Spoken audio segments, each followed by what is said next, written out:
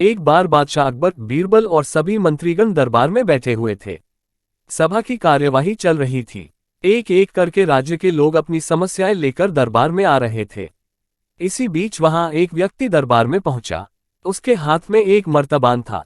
सभी उस मर्तबान की ओर देख रहे थे। तभी अकबर ने उस व्यक्ति से पूछा, क्या है इस मर्तबान में? उसने कहा, महाराज, इसमें चीनी और रेत का मिश्रण है।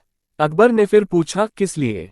अब दरबारी ने कहा, गलती माफ हो महाराज, लेकिन मैंने बीरबल की बुद्धिमत्ता के कई किस्से सुने हैं। मैं उनकी परीक्षा लेना चाहता हूँ। मैं यह चाहता हूँ कि बीरबल इस रेत में से बिना पानी का इस्तेमाल किए चीनी का एक एक दाना अलग कर दें।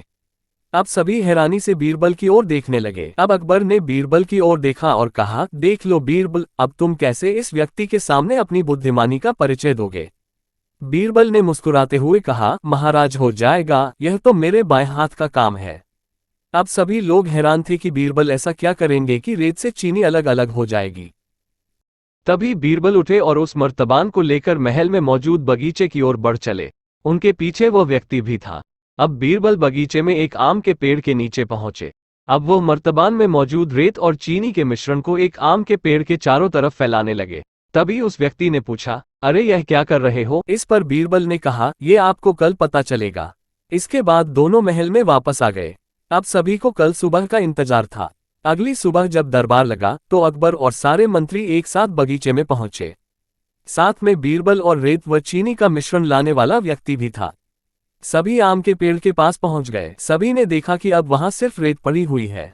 दरअसल रेत में मौजूद चीनी को चींटियों ने निकालकर अपने बिल में इकट्ठा कर लिया था और बची खुची चीनी को कुछ चींटियां उठाकर अपने बिल में ले जा रही थी। इस पर उस व्यक्ति ने पूछा, चीनी कहाँ गई? तो बीरबल ने कहा, रेत से चीनी अलग हो गई है। सभी जोर जोर से हंसने लगे। बीरबल की यह चतुराई देख अकबर ने उस व्यक्ति से कहा, अगर अब तुम्हें चीनी चाहिए तो तुम्हें चींटियों के बिल में घुसना पड़ेगा। इस पर सभी ने फिर से ठहाका लगाया और बीरबल की तारीफ करने लगे। इस कहानी से हमें यह सीख मिलती है कि किसी को नीचा नहीं दिखाना चाहिए।